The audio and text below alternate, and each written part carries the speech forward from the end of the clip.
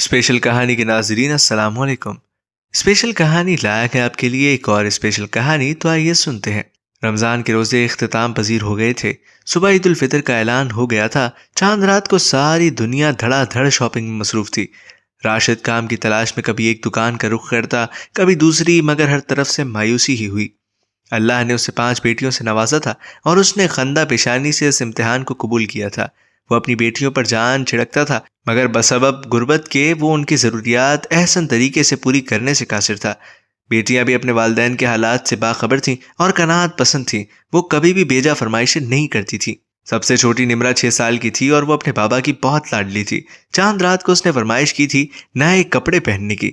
راشد ہر صورت اپنی گڑیا کی فرمائش پوری کرنا چاہتا تھا۔ کافی دوڑ دھوپ کر کے اسے کام نہ ملا تو مایوس ہو کر ایک طرف بیٹھ گیا۔ وہ کبھی بھی فاقے افلاس سے پریشان نہیں ہوا تھا، لیکن بیٹیوں کی محرومی دیکھ کر کڑتا رہتا تھا۔ وہ اپنی بیٹیوں کے لیے دنیا کی ہر نعمت میسر کرنا چاہتا تھا، مگر اسے جیب اجازت نہ دیتی تھی۔ اس رات وہ بہت دیر سے گھر لوٹا۔ نمرہ اسی انتظار میں سو چکی تھی، بابا نئے کپڑے لے کر آئیں گے، اسی سوچ کے ساتھ داخل ہوتے ہی اس کی آنکھیں نم ہو گئیں۔ صبح اپنی شہزادی کو کیا جواب دوں گا، اور اس عید پر بھی انہیں پرانے کپڑے پہننے پڑیں گے۔ اس کی بیوی نے اسے دلاسا دیا اور کہا بچیوں کو میں خود سنبھال لوں گی، آپ پریشان نہ ہوں، اگر اللہ نے چاہا تو اگلی عید پر کپڑے بنوا لیں گے۔ عید کی صبح فجر کی اذان کے ساتھ ہی کسی نے دروازہ کھٹکھٹایا۔ وہ دروازے پر گیا تو ایک شخص تھیلا ہاتھ میں تھامے کھڑا تھا۔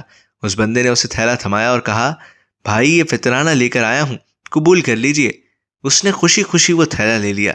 گھر میں داخل ہوا تو اس نے تھیلا کھولا۔ تھیلا بچوں کے کپڑوں سے بھرا ہوا تھا اور کافی تعداد میں پیسے پڑے ہوئے تھے۔ خوشی اور تشکر سے اس کی آنکھیں بھر آ گئیں اور وہ سجدہ زیر ہو گیا۔ بے شک اللہ تو ہی جب بیٹیاں دیتا ہے اور اپنی رحمتوں سے نواز دیتا ہے۔